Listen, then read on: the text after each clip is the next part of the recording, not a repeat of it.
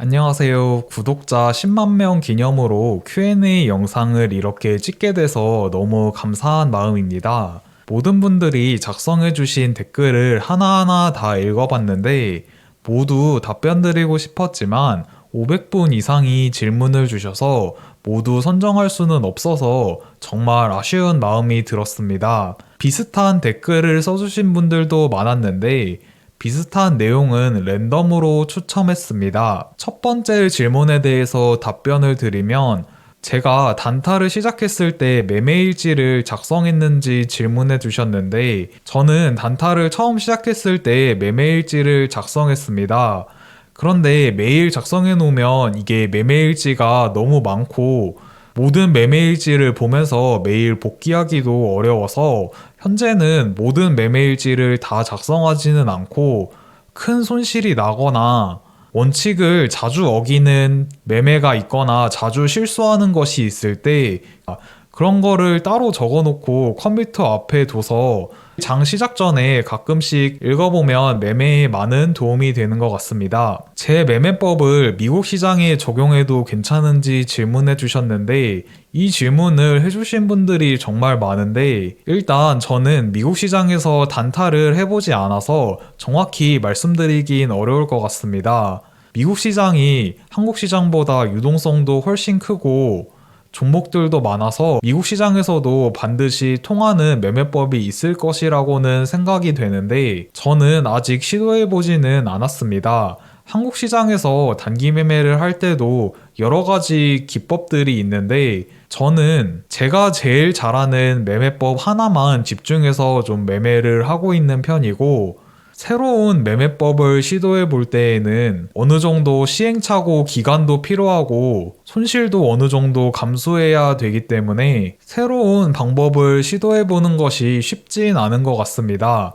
현재 꾸준히 잘 수익 나는 매매법대로 저는 매매를 하고 있어서 지금 방법에 더 집중해서 매매를 하고 만약 여유가 생긴다면 미국 시장도 다음에 한번 도전은 해봐야겠다는 생각은 가지고 있습니다. 다음 질문은 매매할 때 편안함을 느끼는 때가 언젠지 질문해 주셨는데 매매할 때 편안함을 느끼려면 일단 비중도 내가 감당 가능한 금액만큼 들어가야 되고 그 종목에 대해서 확신이 높을 때 편안함이 느껴지는 것 같습니다. 경험상 편안함이 느껴질 때는 수익이 날 때가 많았지만 매수를 했는데 마음이 조급할 때는 손실이 많았던 것 같습니다. 매수를 하고 편안함이 느껴지지 않고 조급한 마음이 든다면 그럴 때는 많은 비중을 매수했다던가 내 기준에 안 맞는 종목을 매매했을 때가 많을 수 있으니 그럴 때는 내가 지금 잘하고 있나 다시 한번 생각해 보는 것도 괜찮은 것 같습니다. 다음 질문은 책이 이렇게까지 잘 팔릴 건지 예상하셨냐고 질문해 주셨는데 지금 책이 출간된 지 2달 정도 지났는데 현재 9세까지 진행했습니다. 책을 쓸 때에는 전혀 잘 팔릴 거라고 생각하고 책을 쓰지는 않았는데 제 매매 기법에 대해서 최대한 쉽게 설명해 드리고 읽는 분들이 어떻게 설명해 드리면 최대한 많은 도움을 받고 얻어 가실 수 있을까라는 고민을 정말 많이 하면서 책을 적어서 감사하게도 많이 팔렸던 것 같습니다. 이후에도 또 책을 출간할 계획은 현재로서는 거의 없습니다. 다음 질문은 상한가 근처에서 매매하는 것을 질문해 주셨는데 제가 매매 마크 내역을 보여드릴 때 상한가 근처에서 매수하는 적도 많고 상한가가 풀릴 때 눌림에서 매수하는 적도 많아서 이런 질문을 주신 것 같습니다. 저는 주로 테마를 이루는 종목을 매매하는 편인데 보통 그 테마의 대장주라면 후발주가 밀리지 않는 이상 상한가가 풀리더라도 많이 떨어질 확률이 아주 낮은 편이고 대장이 바뀌거나 뭐 다른 테마가 크게 상승하지 않는 이상은 상한가가 풀려서 크게 떨어지는 일은 잘 없는 것 같습니다. 그래도 상한가 근처에서 매수했을 때 잘못되면 크게 손실을 볼 수가 있기 때문에 반드시 기계적 손절 기준도 세우셔서 상한가 근처에서 매매하는 것이 좋을 것 같습니다. 다음 질문도 상한가 관련해서 상한가에 진입하면 장 끝날 때까지 어떻게 대처하냐고 질문해 주셨는데 상한가에 들어가서 몇 분 지나지 않고는 풀릴 확률이 좀 높은 편이어서 잘 지켜보고 있지만 시간이 어느 정도 지난 후에는 잔량과 크게 상관없이 그 테마의 후발주들이 잘 빠지지 않는 이상 보통 풀리는 경우는 잘 없는 것 같습니다. 그래서 대장주가 상한가에 이렇게 진입했는데 후발주가 대장주가 상한가 갔을 때의 상황보다 더 상승해 있는 경우에는 잘 풀리지 않기 때문에 이런 후발주 흐름도 가끔씩 봐주면서 상한가가 풀릴지 안 풀릴지 생각하면서 매매를 하는 편입니다. 다음 질문은 직장인 단기 매매에 대해서 질문해 주셨는데 전일 종가나 시초가 점심시간쯤에 매매하는 것에 대해서 질문해 주셨는데 일단 매수하는 시간에 대해서 말씀해 드리면 직장인 같은 경우는 지속해서 보고 있을 수 없기 때문에 오전에 빨리 종목을 잡는 것은 대장주가 바뀌거나 테마가 바뀌거나 할 수도 있으므로 리스크가 좀 크다고 말씀드릴 수 있습니다. 그래서 말씀해주신 시간 정도에서는 매수는 점심시간 근처나 오후 시간 정도가 매수하기에 좋은 시간인 것 같고 그 시간에 그날의 주도 테마 대장주라고 확신이 드는 종목이 있다면 매수를 해보는 것도 괜찮을 것 같습니다. 매도의 경우는 오후 시간에는 테마가 바뀌거나 대장이 바뀌는 경우가 크게 많지는 않기 때문에 그런 경우는 일단 제외하고 생각한다면 장 마감 직전에 다시 한번 이 종목이 오버나잇 해도 되는 종목인지 한번 판단해보고 매도할지 말지를 판단하는 것도 괜찮을 것 같고 만약 조건에 맞는 종목이라서 다음날로 오버나잇해서 가져간다면 아침 9시부터 9시 반쯤에는 매도에 조금 집중하는 것이 좋을 것 같습니다. 다음 질문으로는 눌림 스윙 같은 매매는 아예 안 하는지 질문해 주셨는데 저 같은 경우는 일봉상 대장주 돌파 자리 매매를 가장 많이 하는 편이고 그 종목이 눌릴 때 물론 다음날이나 또 그 다음날 매매를 하기는 하지만 질문해주신 내용을 보면은 조정을 받을 때 좀 매수를 해서 며칠간 스윙으로 기다리는 것을 질문해주시는 것 같은데 저는 그런 매매는 잘 하지는 않습니다. 그 매매가 잘못돼서 안 한다는 뜻은 아니고 제가 제일 잘하는 매매가 지금 제가 하고 있는 매매이기 때문에 말씀해주신 눌림 스윙 같은 매매는 제 기준에는 기회비용도 큰 매매이고 더 잘하는 매매가 있기 때문에 현재 제 매매에 집중해서 하고 있습니다. 다음 질문으로는 종목을 선정하고 매수를 해야 됐는데 언제 느낌이 오는지 그리고 분할 매수는 언제 하는지 질문해 주셨는데 제가 항상 말씀드리는 게 시장의 주도 테마 대장주를 매수한다고 말씀드리고 있습니다. 당일에 시장의 주도 테마의 대장주로 모두가 인정할 수 있도록 결정되는 순간 초기에는 타이밍을 재지 않고 언제든 매수를 해도 분위기가 완전히 바뀌어서 다른 종목으로 바뀌지 않는 이상 수익이 날 때가 많은 것 같습니다. 그래서 모두가 인정할 만한 당일 시장의 주도 테마 대장주로 결정되는 초기에는 타이밍을 재지 않고 분할로 좀 접근을 하는 편이고 그런데 이 종목이 확정된 후에 시간이 좀 많이 지난 후에는 언제든지 장중에 조정을 어느 정도 받을 수 있기 때문에 일부는 타이밍을 재지 않고 매수하기도 하지만 그런 경우에는 눌림을 기다릴 때도 많은 것 같습니다. 다음 질문으로는 질문을 4개나 주셨는데 두 번째 질문에 대해서 답변을 드리면 연휴나 주말 직전에 오버나잇 하는 것에 대해서 질문을 주셨는데 만약에 그 기간 동안에 재료가 소멸되던가 악재가 나올 만한 이슈가 있는 종목이면은 가능하면 매매를 안 하는 편이고 만약 그게 아닌 종목이라면 연휴 직전에 시장 주도 테마 대장주로 장을 마감한다면 그 연휴 기간 동안 매수하고 싶은 사람들 심리가 더 자극되기 때문에 연휴가 끝나고 갭이 더 많이 뜨는 경우가 많았던 것 같습니다. 그래서 종목만 확실하고 이슈가 연휴 기간 동안에 사라질 만한 종목이 아니라면 더 적극적으로 오버나잇 할 때도 많은 것 같습니다. 다음으로는 매수할 때 중요하게 생각하는 3가지 그리고 매도를 할 때 가장 중요하게 생각하는 3가지에 대해서 질문을 해주셨는데 매수할 때 가장 중요하게 생각하는 3가지 이거를 종합적으로 모두 고려를 해야 되긴 하지만 그래도 꼭 순위를 나눈다면 첫 번째는 당일 시장 주도 테마 대장주인가가 첫 번째가 될 것 같고, 두 번째는 그 종목의 이전 상승 이력인 끼가 있을 것 같고, 세 번째는 프로그램이나 기관 수급이 있을 것 같습니다. 그리고 매도할 때 중요하게 생각하는 세 가지는 보통 손절에 대해서 중요하게 생각하실 것 같은데, 이 종목이 다른 종목의 수급을 뺏기는지를 가장 좀 중요하게 보고 매도 판단을 하는 것 같고, 두 번째로는 단기 매매를 할 때는 주식을 가지고 있지 않는 것이 디폴트라고 말씀해 드렸는데, 이 종목을 가지고 있을 때 확실히 좀 오르겠다는 생각이 드는 게 아니라 좀 애매하다고 판단이 들 때 매도를 하거나 손절을 하는 것 같습니다.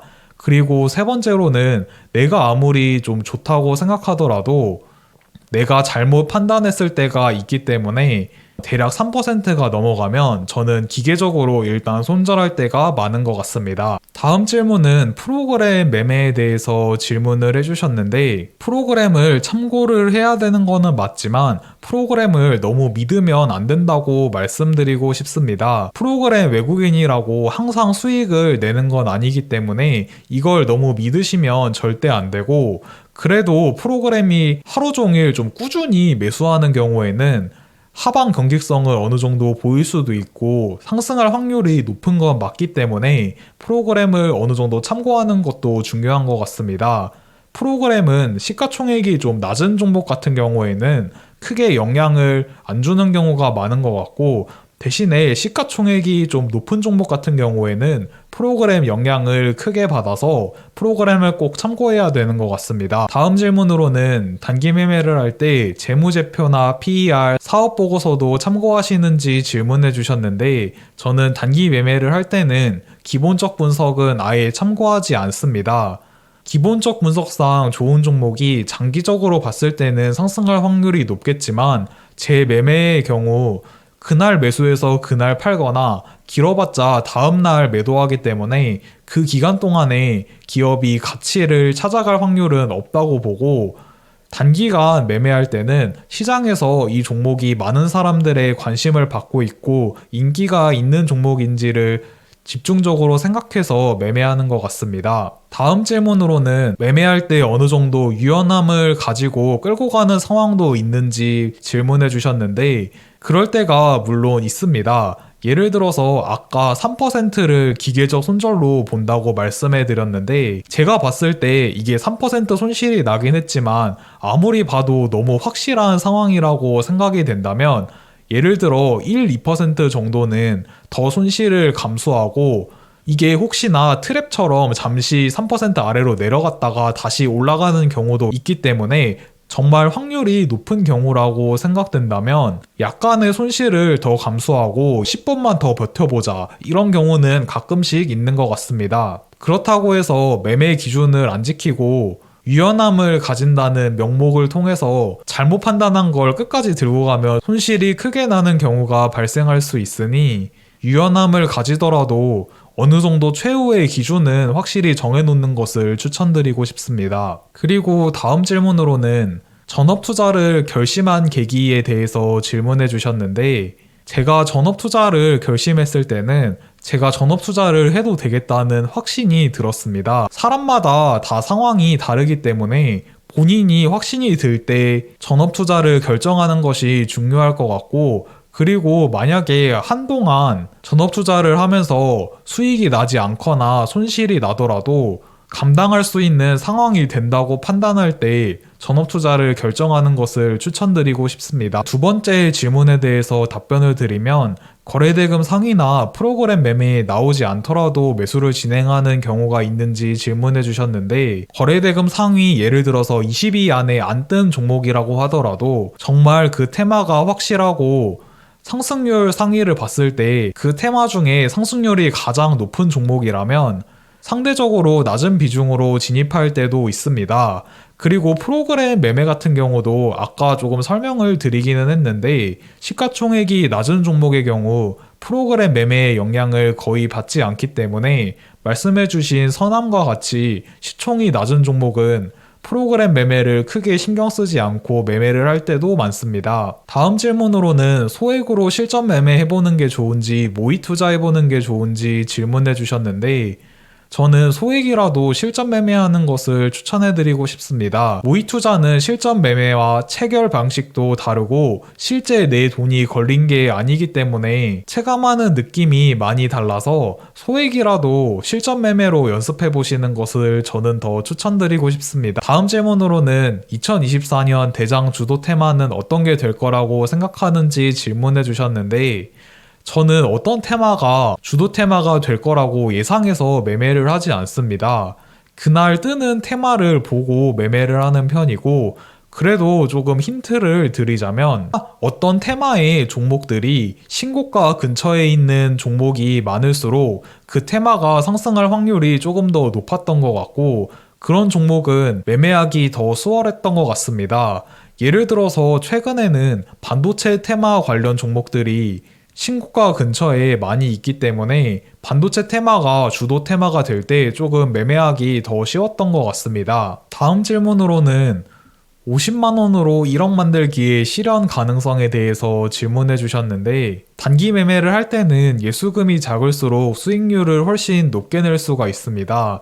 그리고 체결시키기도 더 쉬워서 물론 수익금은 낮을 수 있지만 수익률은 높게 낼 수가 있어서 시간은 오래 걸리겠지만 올바른 매매법만 계속 반복하신다면 50만원으로 1억 만들기 충분히 가능합니다. 다음 질문으로는 치킨 몇 마리 왔다 갔다 하면 멘탈이 흔들리는데 저의 멘탈 관리법이 있으신지 여쭤보셨는데 이 질문을 하신 이유가 제가 생각했을 때에는 제가 수익 날 때도 뭐 몇천만 원씩 나고 손실 날 때도 몇천만 원씩 나는데 그럴 때 크게 동요되지 않아서 이런 질문을 해주신 것 같은데 저 같은 경우도 옛날에는 치킨 몇 마리 왔다 갔다 하면 멘탈이 흔들렸는데 매매를 하면 할수록 감당 가능한 금액인 그릇이 점점 커져서 몇 천만 원씩 수익이나 손실이 나도 크게 흔들리지 않고 멘탈 관리를 잘 할 수 있는 것 같습니다. 저 같은 경우도 지금 제 그릇보다 만약에 매매 금액을 훨씬 키워가지고 하루 만에 억 단위의 수익이나 손실이 난다면 저도 멘탈 관리가 안 될 것 같고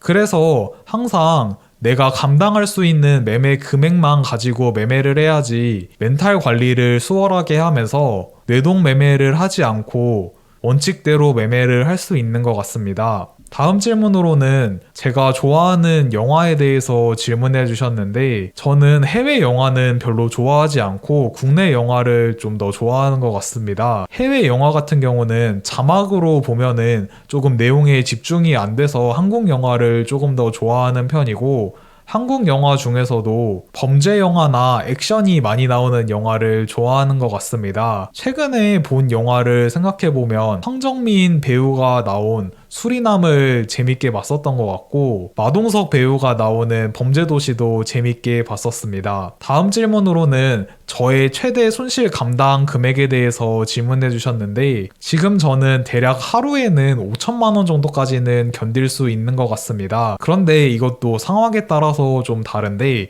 계속 손실을 봐서 심리가 좀 무너져 있는 상황에서 5천이 손실이 나면은 견디기 힘들 수도 있을 것 같은데 일반적인 경우에는 그 정도까지는 그래도 견딜 수 있을 것 같습니다. 그런데 그 금액보다 손실이 커져버리면 아까 말씀드린 것과 비슷하게 멘탈이 흔들려서 계속 뇌동매매를 반복해서 훨씬 더 큰 손실이 날 확률이 높아서 제 그릇이 더 키워질 때까지는 그 이상의 손실이 날 만큼의 금액으로 매매를 안 하고 매매 금액을 제한하려고 하고 있습니다. 다음 질문으로는 단타하면서 미래에 대한 두려움이 있는지 질문해 주셨는데 저는 지금 제가 하는 단기 매매 기법에 대해서 확신을 가지고 있어서 크게 두려움은 없는데 만약 정말로 어떤 이유에서라도 제 매매를 할 수 없는 상황이 오더라도 그때의 상황에 맞게 할 수 있는 방법이 반드시 있을 것이라고 생각해서 크게 미래에 대한 두려움은 없는 것 같습니다.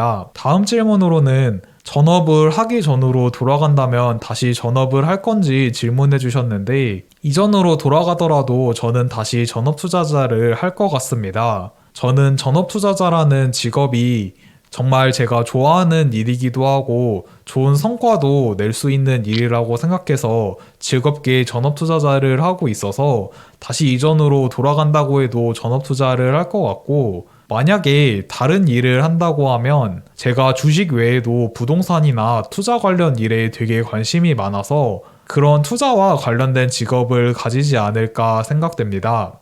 선정된 댓글에 답변을 모두 마쳤는데 다시 한번 10만 구독자가 되기까지 응원해주신 구독자님들에게 정말 감사드립니다. 답변을 드리지 못한 질문들 중에는 이전에 업로드했던 유튜브 영상을 시청해보시면 답변이 될 만한 내용이 많으니 이전 영상을 참고해 보시는 것도 좋을 것 같습니다. 선정된 분들에게는 소정의 선물을 드린다고 말씀드렸는데 무엇을 드릴까 고민하다가 의미 있는 선물을 드리는 게 좋겠다고 생각했습니다. 제 구독자분들이라면 이미 책이 있으신 분들도 많겠지만 친필 사인본과 제가 항상 매매할 때 마음속으로 새기는 10가지 매매 원칙을 매매하실 때 모니터 앞에 두고 확인하실 수 있도록 제작해서 함께 보내드리겠습니다. 현재 디자인 제작을 맡겨놓은 상황인데 이번 이벤트에 선정되지 않은 분들도 확인해 보실 수 있도록 추후 영상이나 커뮤니티를 통해 공유하도록 하겠습니다. 영상에 소개되지 않은 댓글 중에도 이벤트 당첨자가 있으니 영상 설명란에 당첨자 이메일을 확인해 주시면 감사하겠습니다.